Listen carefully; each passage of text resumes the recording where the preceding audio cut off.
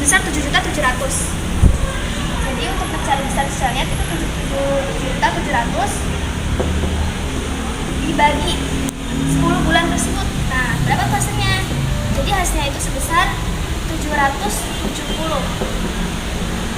Jadi besar cicilan yang dibayar setiap bulannya itu selama 10 bulan itu adalah sebesar 770.000.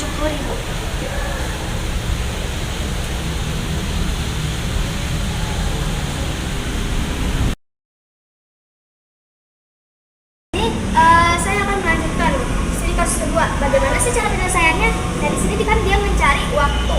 Jadi rumusnya itu pertama-tama kan bunga. Kita mencari bunga terlebih dahulu. Nah, cara mencari bunga itu rumusnya adalah modal akhir dikurang dengan modal awal. Iya. Nah, modal akhirnya itu kan sebesar 18.760 dikurang dengan modal awalnya. Modal awalnya itu kan 15 juta. Berapa hasilnya? Nah, hasilnya itu adalah 360.000. Kita udah diketahui berapa besar bunganya itu 360.000.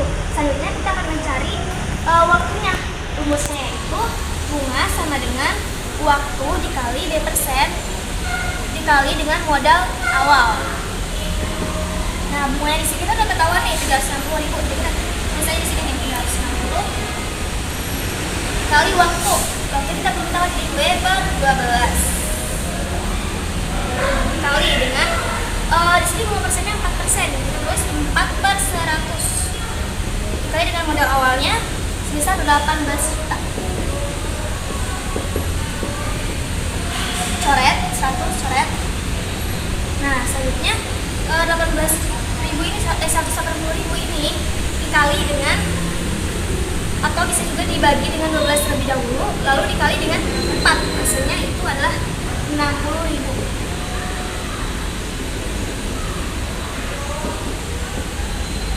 Nah, selanjutnya kita mencari waktunya. 360.000 ini dibagi dengan 60.000. 360.000 dibagi dengan 60.000. Hasilnya adalah 6 bulan. Jadi ini cara penyelesaian studi kasus 2.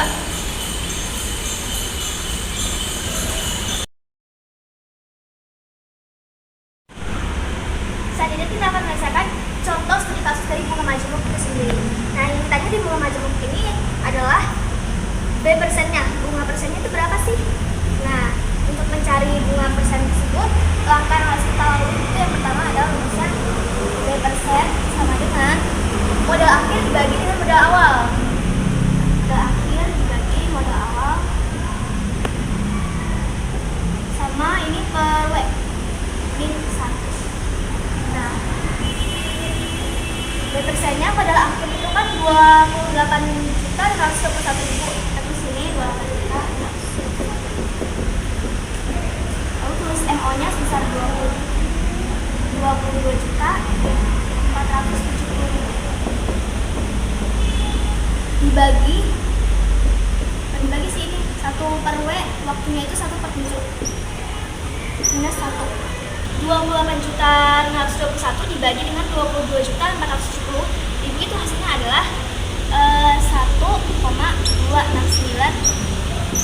Kita tulis lagi nih 1/7 nya minus 1 berapa? Ini adalah 1,034. Nah, dengan minus 1 hasilnya adalah 0,034. Nah, 0,034 ini untuk dijadikan persenan itu dikali dengan 100%. Hasilnya adalah 3,4%. Jadi B persen yang digunakan